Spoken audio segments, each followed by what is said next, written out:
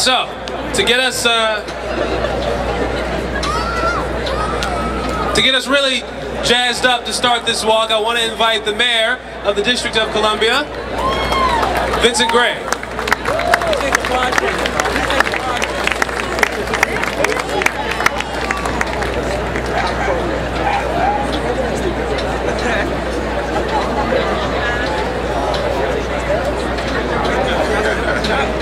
Well, good morning, everybody. I want to thank you all for being out here. As you can see, I'm not exactly dressed for the occasion. I have one of those days where you've got so many things to do, so I apologize for not having my t-shirt on.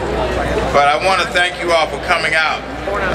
All the walkers and runners and advocates and volunteers who are with us today to help raise money for an absolutely outstanding cause. I want to thank the leadership team at Whitman-Walker Health.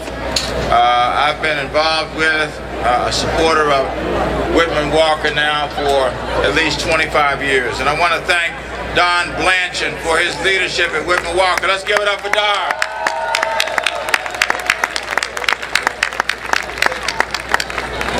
I also want to take a moment to thank the leaders from my own administration, and we have lots of them, but there are two who I want to cite today. First of all, Dr. Saul Levin, who is the interim director of our Department of Health and does such a great job, especially on this issue. And then a man who is known worldwide, Dr. Gregory Pappas, who is the director of the Department of Health's HIV/AIDS administration. Please join me in thanking them for the work that they do. This year's theme of creating an AIDS-free generation in D.C. frankly could not be more fitting and more timely. Some of you will remember that the first case of AIDS was reported in the District of Columbia in June of 1983, now almost 30 years ago. Since that time, we've had more than 20,000 people who have been infected with the virus, and very, very sadly, obviously, we have had 10,000 people who have died here in the District of Columbia. And frankly, even though we have made progress, and we continue to make progress, it's obvious that we still have an epidemic here in the District of Columbia. It is a disease that knows no boundaries, but we're all obviously connected through the shared fight to tackle this epidemic here in the District of Columbia. How do we create an AIDS-free generation here in the District of Columbia? First of all, we have to continue to reduce the stigma of HIV and AIDS here in the District of Columbia. Secondly, for those who are diagnosed as HIV positive, we have to work with them to try to get them immediately into treatment, because now, with the advances we have, treatment, in fact, is prevention.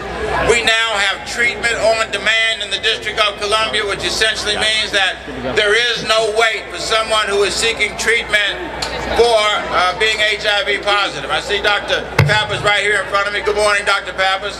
Glad to see you here. And not only do we have treatment on demand, but we're now treating the whole person, recognizing that it's important to treat every condition that someone may bring, in addition to being HIV positive. Third, use condoms. We have had a 10-fold increase in the use of condoms in the city since 2007. Last year, we distributed more than 5 million male and female condoms right here in our city. We also last year had a new record of the number of tests that were publicly supported, 122,000 publicly supported tests, over 110,000 the previous year. And our needle exchange program, which we had to fight so hard with the Congress to be able to keep in place here in the city, has reduced the number of instances where the virus has been transmitted by 60% here in the District of Columbia. All of those statistics, we hope, provide an inspiration for us to continue to wage the fight here in the city. We need to work hard even more to promote prevention and education efforts here in the District of Columbia. Some of you may know that I personally co-chair myself the Mayor's Commission on HIV to improve care for people living with HIV and AIDS, and ultimately to work to end the epidemic in our time and in our city. Let me underscore again that I'm personally committed to finding a cure for this disease. I know we can do it. Let's do it right here in our nation's capital in Washington, D.C. Let's work with and support Whitman-Walker Health. Let's work with Don Blanchard. Let's work with everybody out here. And let's, in our lifetime, in the foreseeable future, find a cure for HIV and AIDS right here in our society. Thank you all very much.